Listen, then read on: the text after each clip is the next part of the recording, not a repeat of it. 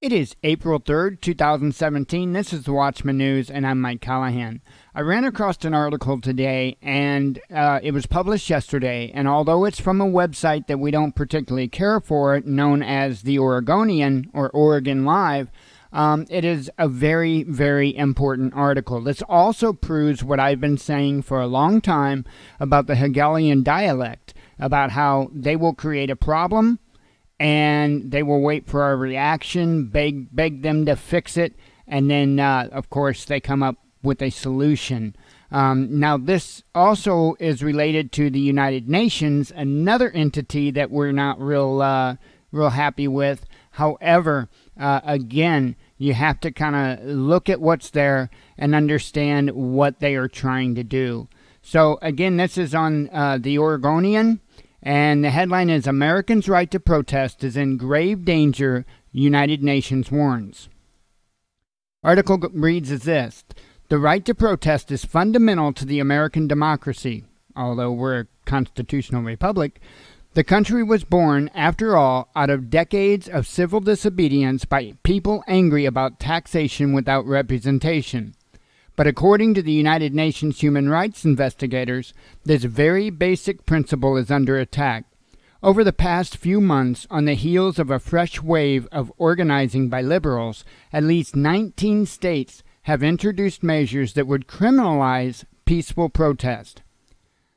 In places such as Minnesota, Michigan, and Iowa, Republican lawmakers have proposed laws that would stiffen penalties for demonstrators who block traffic. In North Dakota, GOP leaders are pushing a bill that would allow motorists to run over and kill agitators as long as the crash was accidental.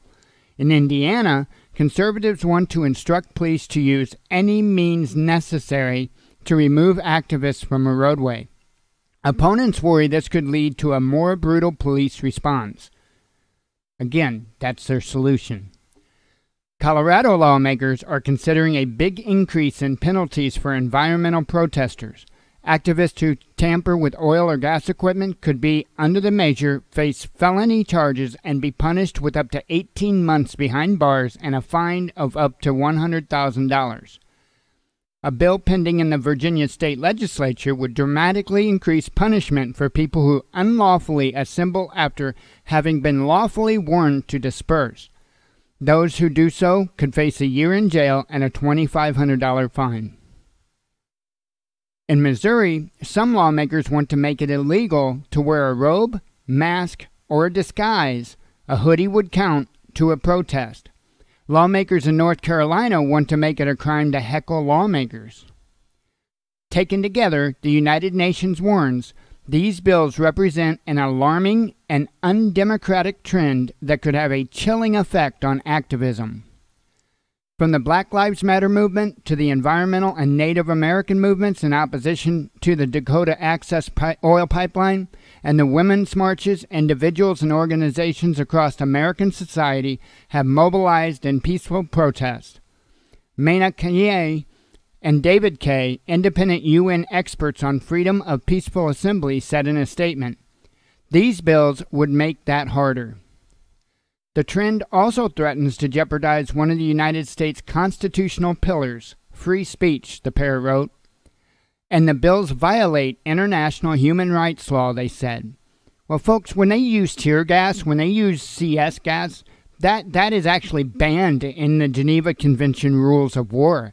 You can't use that in war, but they're using that against the citizens in this country. Whether you agree with the protester or not, or the protesters, or why they're out there, what they're about, their tactics, that doesn't matter. As long as it's civil disobedience, okay?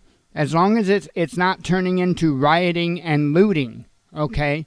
We should all, those of us that support the Constitution, freedom of speech, stand behind that, whether or not we can stand behind their message or not.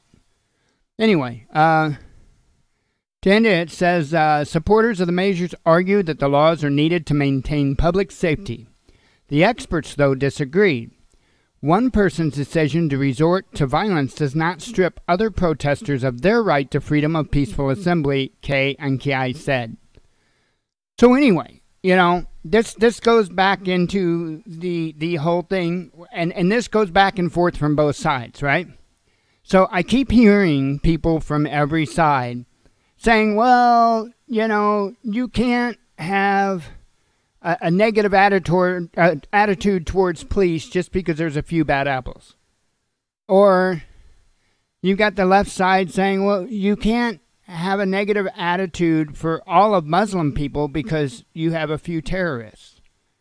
Okay? You see how this works? And the same goes for all sides. As long as it's a few, you have to hold the people accountable that do these things. You have to hold them accountable, not an entire group of people. Okay, but that's kind of beside the point. This is the Hegelian dialect, plain and simple, right? We all know that a good part of these protests that they have included in their paid protesters, okay, paid agitators.